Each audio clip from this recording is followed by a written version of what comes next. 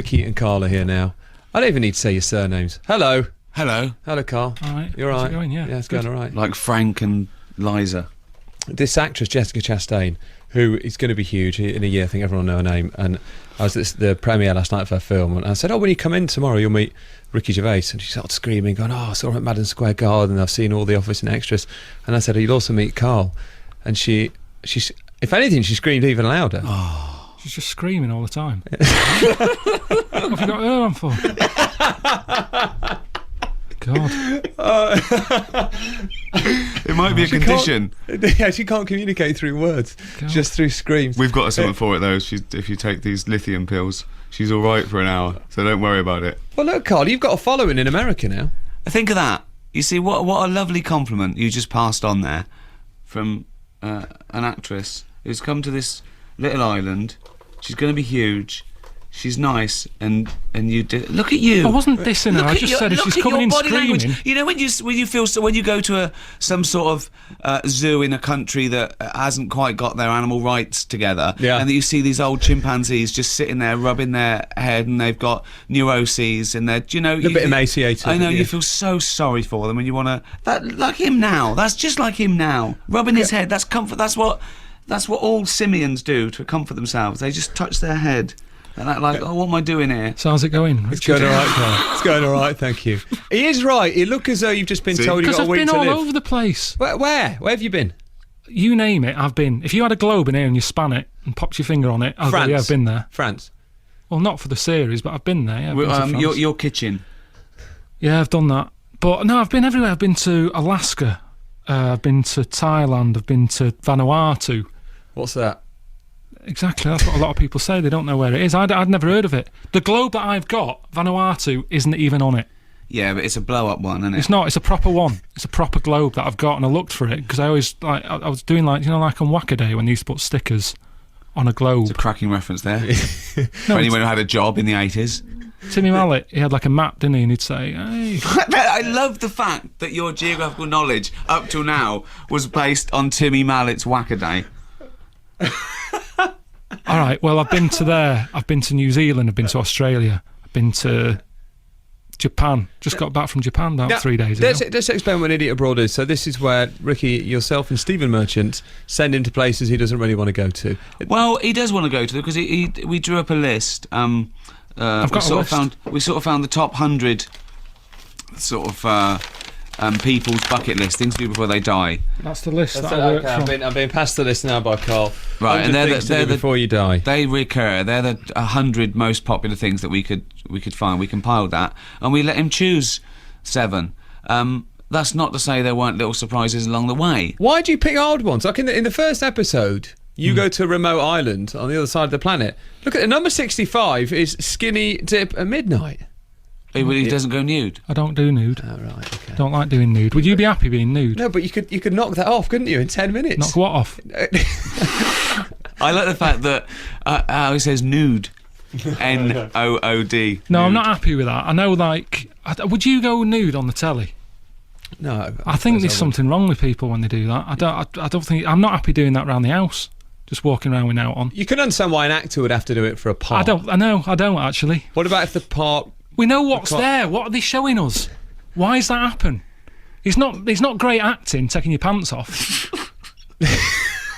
I don't understand why they have to do it. And it just makes it awkward when you're watching it with your mum and dad. No, but sometimes it is necessary because it would ruin the piece. Like what? Tell me a film where you've gone, I'm glad he got his tackle out. Well, no, but when you're showing something, it could be a form of degradation or something. Someone going into prison sometimes have an important scene where they're strip searched and they have to take their clothes off, and that might be integral to the plot. So therefore, you have to see it. But you just do it. You do it. They did.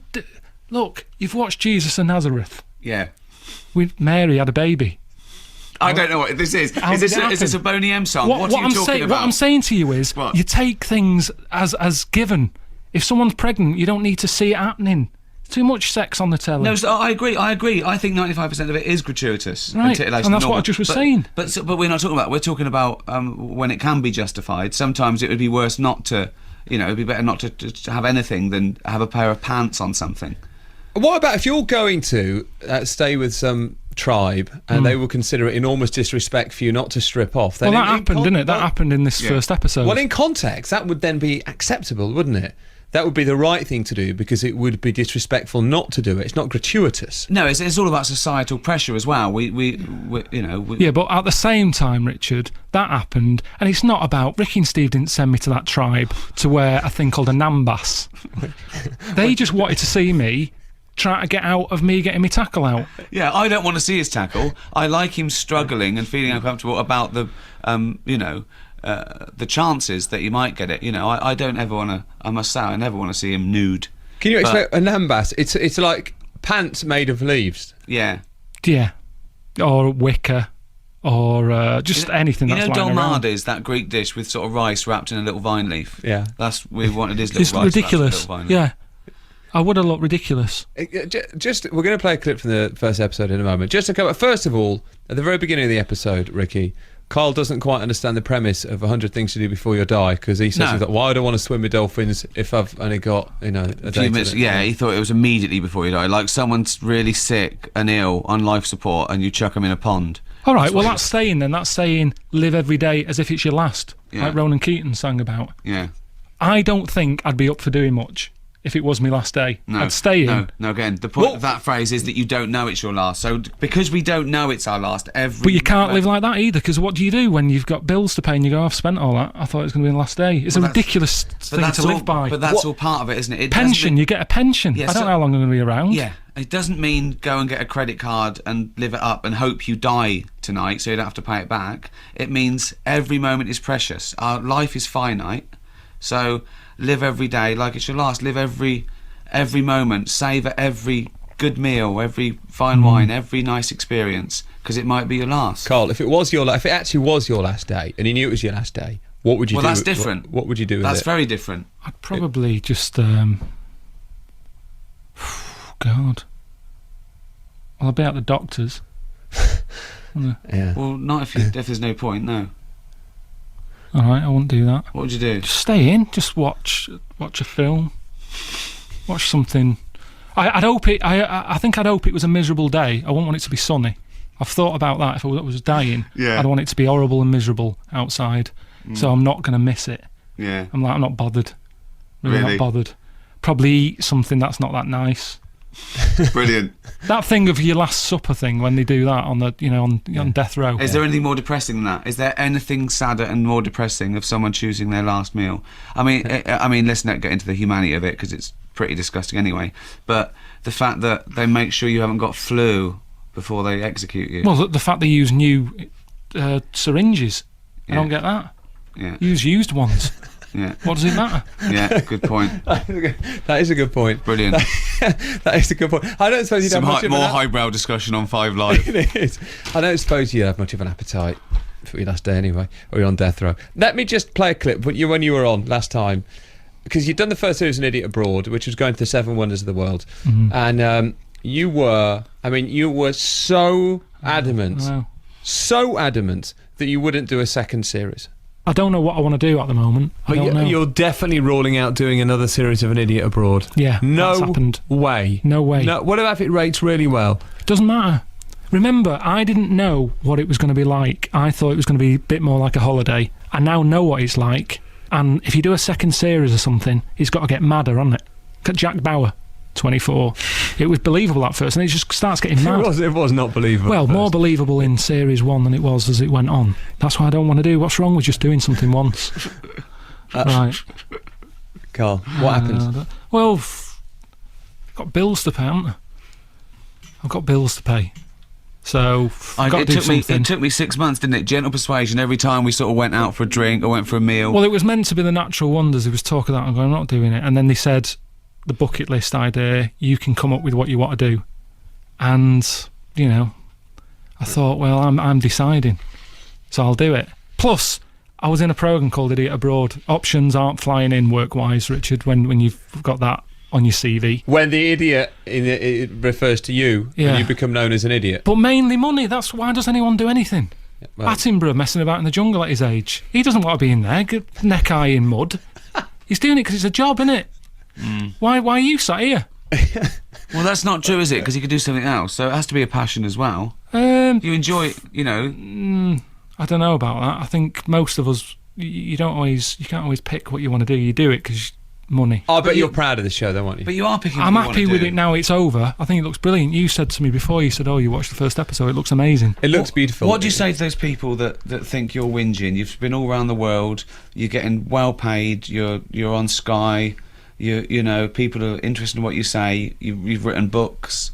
You know, you're under the wing of Ricky Gervais. I mean. Yeah, well, that's why it's happened. You made it happen. Yeah, but what do you say to those people that think you're whinging and that think you should be grateful? Oh, shut up.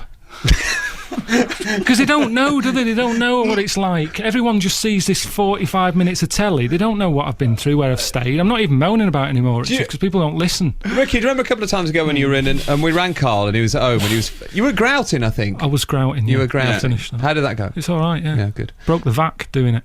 What do you mean? Because when you're grouting, it all comes out. I had a what's it in a Dremel. That's what I told you about. Yeah, Dremel, yeah. And it was going everywhere, dust. So I used Henry the Vac at the same time to sort of catch the dust. Yeah. Blew it up. Yeah. Blew up a vac. Yeah. You got a new vac?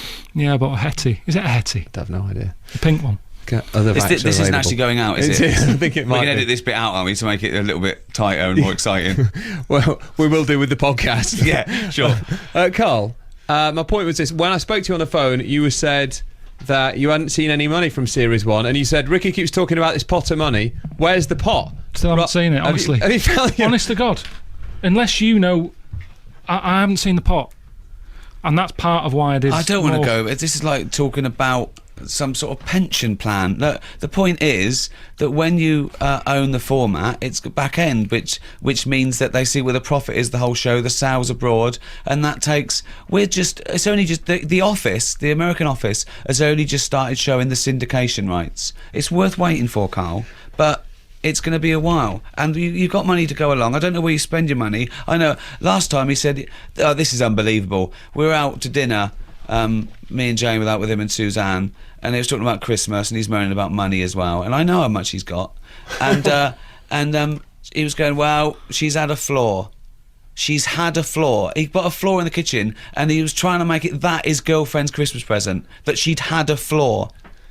Unbelievable. And it's the floor she wanted. Yes, but you walk on it. She's not the only one that uses the floor. It's not what you have to. You don't have to jump to the cooker. She doesn't it's her know floor. what she wants. She's had a floor. She's fine. Brilliant. She's spoiled rotten. Everyone feels sorry for her. You know, she has got it good.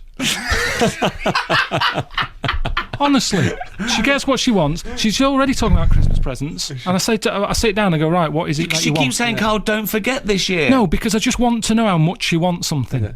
Right. She sits down and I go, what do you want? And she'll say, and I'll go, right, why do you want that? Okay, and I'll quiz her on it. Let me talk about 2 Christmas presents that I know of, just 2 Christmas presents. Yeah. One, he gave her the camera that he got at a leaving do, still wrapped up.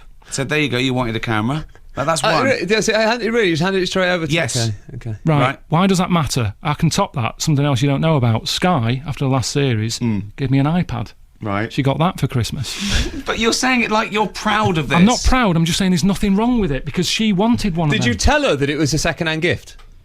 Did you take the Sky logo off the wrapping paper? No, I don't think I did, but it's what she wanted, so it doesn't matter where it's come from. I think the one she's most pleased with was the bumper family pack of condoms 2 for 1 offer you got from Boots that year. Right. There you go. Did that actually happen? Got used. Let's take the travel. Ricky Gervais and Karl. Not with me. No, I'm joking. I'm joking. 20 past 2, Louise Pepper. Dig us out. Go on. The West Midlands. Karl's got to go at 1:30. What are you going out to do? Some? Was it like your boiler broken? No, just things to do. Okay. I don't like sitting around outstaying me welcome. You wouldn't be. But we'll talk about Life's Too Short. Karl, what do you say to those people who say that it's all planned and scripted, An Idiot Abroad? What do you say to those people? You've spoken to the people that say that you're whinger. You said shut up. What do you say to the people that think that? I'm not bothered anymore. I'm not bothered. A lot of people do think that. A lot of people think that what you do is an act, don't they? Forget it. Whatever they want to think. Because what can you do when people are like that? One, I don't understand why they think it is sort of a scripted thing.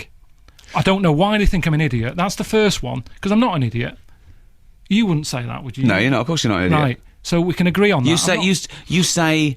You say funny things because you have a different outlook on the world. Karl's one of the smartest people I know. He's not the most educated, and so he's got gaps in his knowledge, and that's what's funny. He's also very opinionated, and he's different, right? But there's no way he's honestly one of the sharpest people I know. And also, we put him in that situation to get the best out of him. I know exactly how to get this funny Karl out. He's not like all the time. When we go out for a drink, I'm not making him do stuff. Wow. I'm not. Wow. What were you doing the other night? Tying a napkin around my head.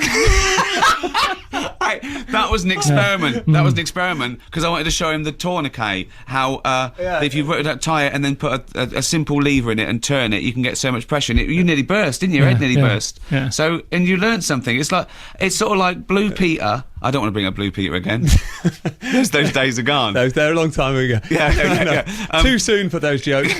Yeah, but I feel that I love this 10-year experience I've had with sort of educating Karl. Is not that how in a long it's been? patronising way. Yeah. 10 years. It's fascinating. He's also my best mate. I can't get enough of him. We are mates. We do this, and he knows why I do this, and but it doesn't mean he doesn't still get angry and annoyed when he's stitched up somewhere on a shelf on a Trans-Siberian Railway and they thought he was in first class, and I changed the ticket to third at the last minute.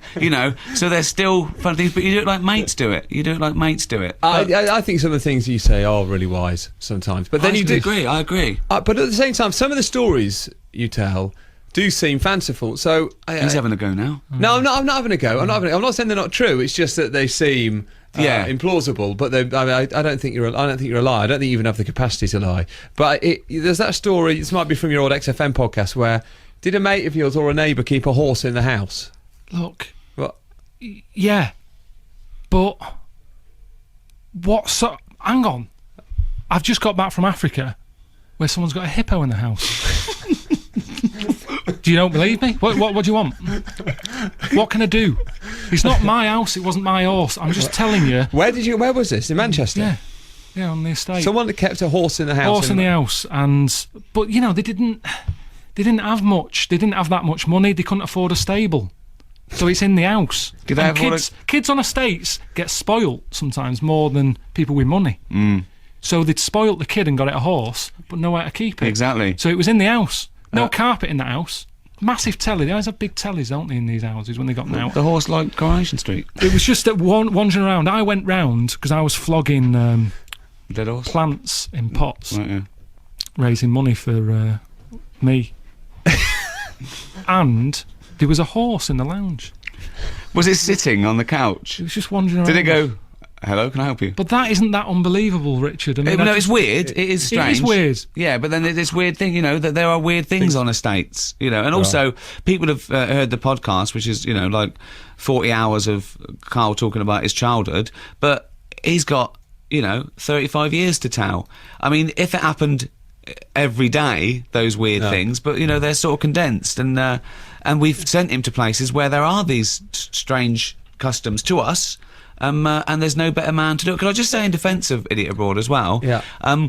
It's not a comedy show.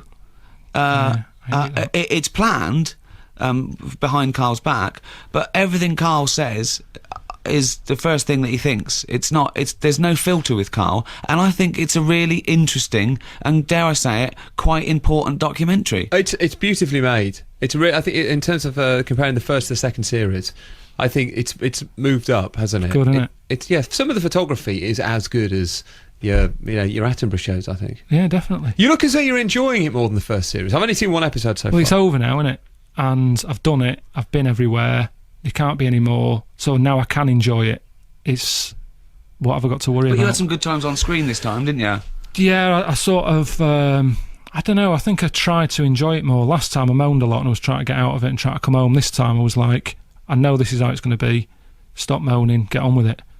And I tried to enjoy more moments. Let's play a clip here. You don't enjoy this bit. This is you from episode 1 of An Idiot Abroad, series 2, when you attempt, or nearly attempt, a bungee jump.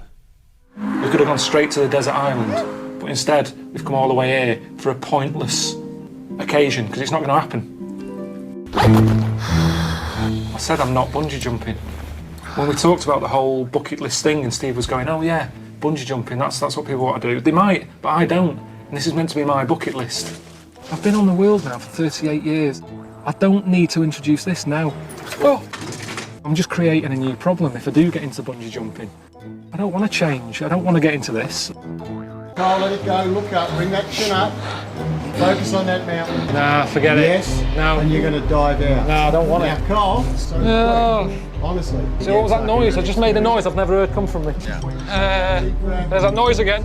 You're going to go. No. Yes, you are. No. You have got it, mate. No. It's all yours. Looking up. Nah, forget it. Forget it. Come on, Karl. Come on. No, this is cue. I don't want to do it. Karl, I feel I don't want to do it. For anyone watching online on our cameras, which are at bbc.co.uk/5live, you didn't appear to enjoy reliving that. No, it took me right back. It's weird. Looks Weird. good on radio, doesn't it? All that HD. Looks wonderful, the scenery. Yeah, on you were radio. just saying how good it looked. Yeah. Like, Here's a mank bloke talking. Oh, here he is again. Just the same. This looks just as good. No, but that's just a small bit of it. I mean, I quite like the, meeting people and stuff around the world is quite good. 'Cause we just. it's any experiences that he's had that you were jealous of, that you've looked back and think, I'd like to do that, or I wish I'd done that? Well, most of them, really, as long as I didn't have to stay in the same rooms as that I put him in. But yeah, there's some things I agree with him, in fact, I do agree with most of the things he says. That, I'd love the wildlife experience. Yeah, I'd love to do that one day. He came face to face with a mountain gorilla, and the guy out there with him said, "Karl, I think we wanted an Attenborough moment. We wanted him to say something profound," and Karl came up with, "They've got little ears." It's good, isn't it? No, have you ever had to do any presenting like that when you've got to sell an important moment? You did Obama coming to in charge, didn't you? Yeah, I did, yeah. Just imagine if you'd have been the first bloke out on the moon. They'd written you a little thing. But he had loads of time, didn't he? Armstrong, What would he you was have sat in a said? rocket What would for you have said? hours. Okay, you've just done it. You've just stepped out on the moon. What's the first thing? No, but what I'm saying to you is, he was sat in that rocket doing nothing for ages. Right. He was doing a crossword or something, I read. They Really? came up with a pen that works in space or something, didn't they? Yeah, I think He was doing all that. A pencil.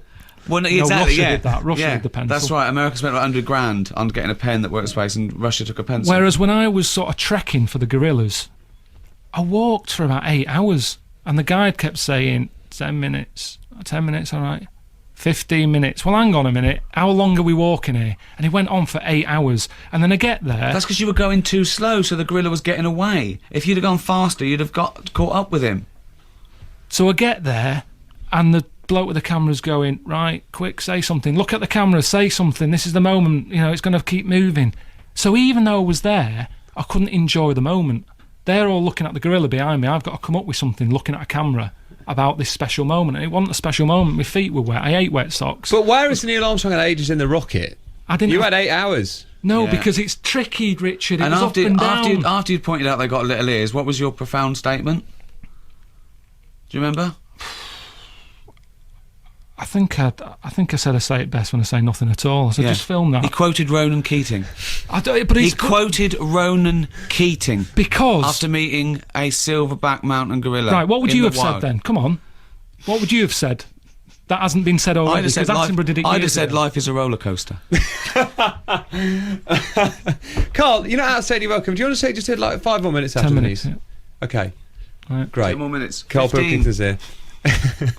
85. Put your own questions to Karl. 85058. It's 2:32. Here's Justine Green.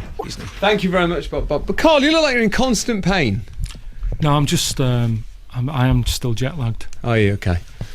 There's a text here that Ricky Gervais and Karl Pilkington are here. And when is An Idiot Abroad 2 on? When did it start, Ricky? Friday. It starts on Friday. Tomorrow, Tomorrow 9 night. o'clock. And there's a book Tricky. out from Series 1. Yeah, that's Still number one. It's doing all right. That. Mental. I mean, I told him that. I told him the sales, the DVD. The DVD, I mean, the book and the DVD were sold about 1 million, right? Nothing.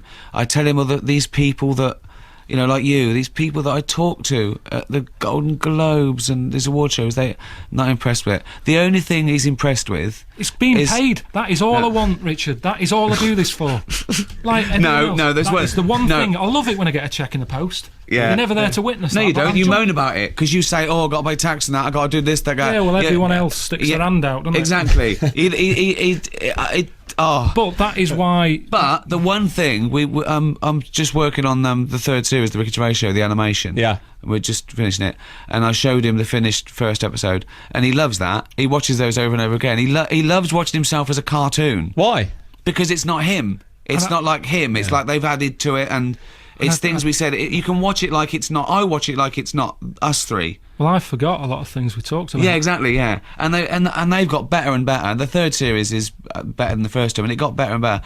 But I really love those. I think it's a lovely little gem, isn't it? Karl, how do you feel about getting recognised? The fame aspect of it. Do you like that? No, not really. Why not? Because I'm not that sort of person, really. I just like keeping myself to myself. Does it happen a lot now? Yeah, not. I mean, I don't go out. I don't put myself in situations where there's loads and loads of people. I wouldn't go to, say, a Glastonbury or something like that, just because I don't want to come across miserable. No, I never really cared for it. I mean, I knew going into it that if you became a successful actor or comedian, you'd become a famous one. But I was always wary. I didn't want people to think I'd signed with the devil. Make me famous and you can go through my bins. I never signed that contract. And you've got to be careful what you say as well, because people think you're ungrateful. It's like I did an interview recently and they said about, do people bother you? And I went, no, everyone's really nice. I said, I have to avoid pubs. Sometimes a drunk could come and say, have a drink with us, and you have to go, I'd rather not. And they think, you've changed. And I go, no, I haven't. I never used to drink with strangers. But the headline was, I'm too famous for pubs. I saw that. So it said you hadn't been in a single pub in 10 years. It makes me look like I'm complaining, or I've started the conversation. Like I've gone into a room full of journalists and said, listen up, I'm too famous for pubs. I love pubs. It's like, and Karl's very aware of this. There are some, and there are a small percentage, that are out to twist your words and make you look like you've changed. They build you up and you want to bet. And I think Karl's very aware of that, and he hasn't. He hasn't changed a bit. In fact, he's got slightly more Karl. The more I've known him, I like, it's great if people come up and they just go, I like your programme. I go, cheers, and they wander off. What else do they say? No, it's just the freakier ones where they want to know everything, or they know everything.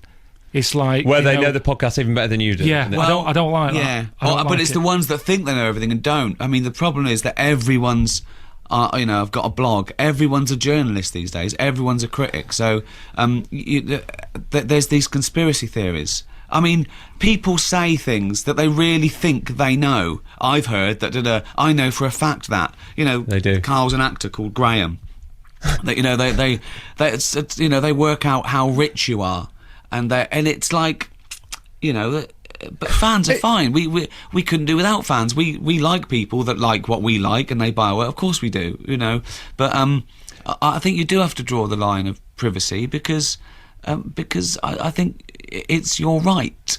This phenomena of people making uninformed comments online is remarkable now. If you go on, one of my favourite pastimes, that might not be the right phrase, but a pastime is going on the Mail Online, picking an innocuous story about a celebrity and looking at the comments. The hatred. I love comments. I've done a few essays for the Wall Street Journal, and there are probably contentious issues, because some of them I suppose you'd count as controversial, particularly across Middle America. That I talk about, science and atheism and those, and the comments are incredible. I mean, just what sort of things? Just brain dead, ill-informed people like the devil's going to kill me tonight. And you want to laugh because you want to go, I don't know where to start with that. You haven't read the essay. I'm not scared of the devil because I don't think he exists. And then you go to the real hatred of the people that think, abortion is wrong even if it's the product of a paternal rape. And you want to go, I don't know where to start. I don't know where to start with this. So you have to sort of like walk away.